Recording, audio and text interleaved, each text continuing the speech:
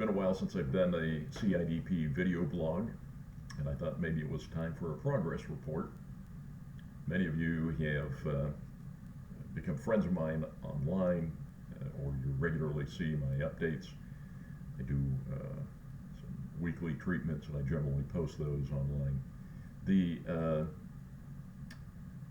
This is the 9-year anniversary of the beginning of symptoms. They started around December of 2012. I wasn't diagnosed with CIDP, chronic inflammatory demyelinating polyneuropathy, until June of 2013. But in December of 2012, we had just moved from San Diego to Dallas for work, and I'd begun exercising pretty regularly. And I found that I was starting to have some pain in my arms and my legs, in my hands, in my back, my neck. Thought that it was overexertion due to the workouts, lots of different gloves because the pain in my hands was pretty severe. Found that there was some tingling in the ring fingers of each hand, and thought maybe I was just overexerting, doing some exercises for my neck that probably were creating issues. I began seeing a chiropractor to assist with some of those things, getting adjustments. Pain wasn't going away. The issues were continuing. We did some x-rays. The chiropractor himself was doing a lot of his own research, trying to see if he could help out some way. Finally, when I was seeking treatment from him, he asked me to stand on my heels and walk towards him, but I couldn't lift my feet. So I couldn't lift the front of my feet. I was suffering from foot drop. And he suggested that I see my doctor right away. I saw my doctor. My doctor sent me to a neurologist. We started beginning to do tests. It was probably about the end of January, beginning of February of 2013, so 9 years ago. The tests were MRIs, CAT scans, blood work, eventually doing a spinal tap to get cerebrospinal fluid, check for the protein levels in that. I was doing my own research. Dr. Google has been kind to me over the years. I had an idea that of what it might be. We had ruled out MS, we had ruled out ALS, we had ruled out West Nile virus, and so we were, I was thinking it was something along the lines of Guillain-Barré syndrome or CIDP. It was difficult to tell because the symptoms were coming on very slowly, even more slowly than normally for CIDP.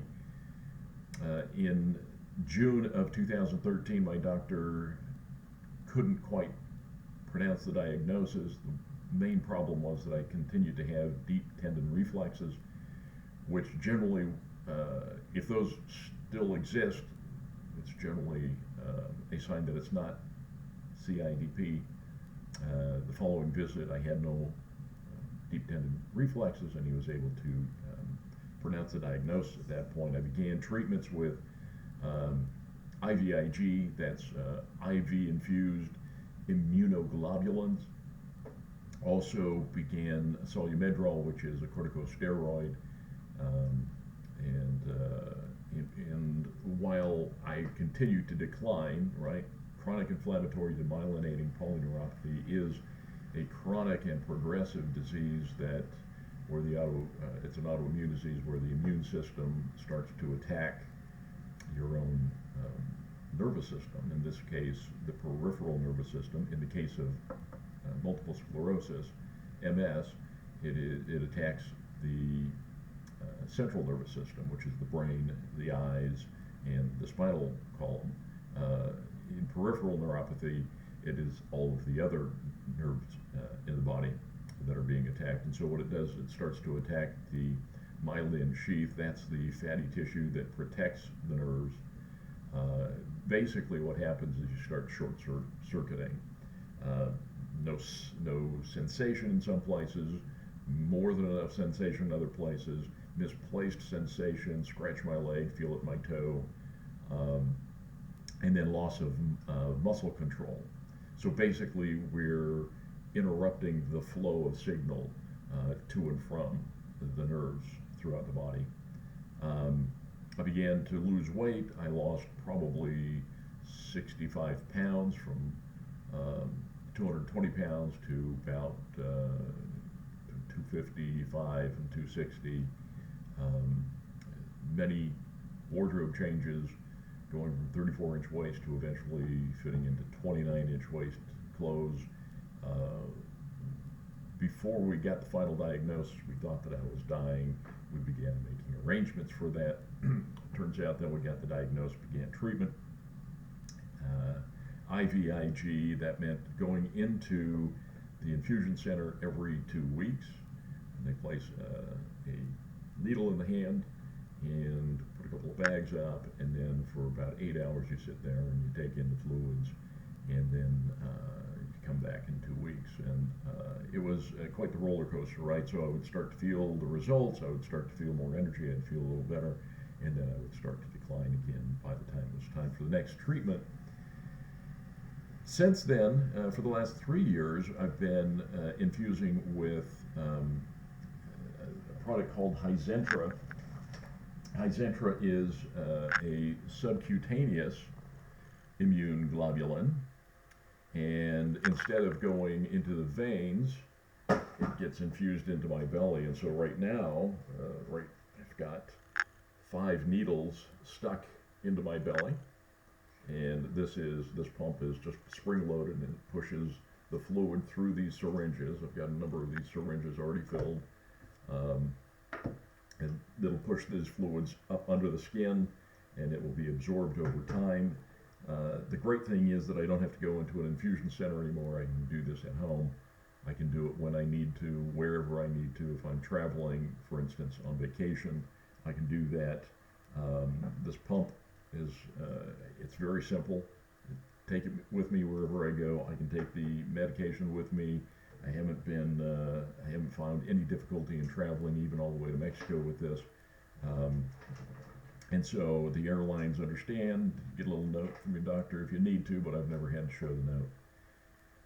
And I have infused while on vacation. It's very convenient. I can generally move around fairly well around the house, but again, they're small needles. They go under the skin, and if you're moving around too much, you can kind of dislodge them. You can create some bleeding. You can just create leakage.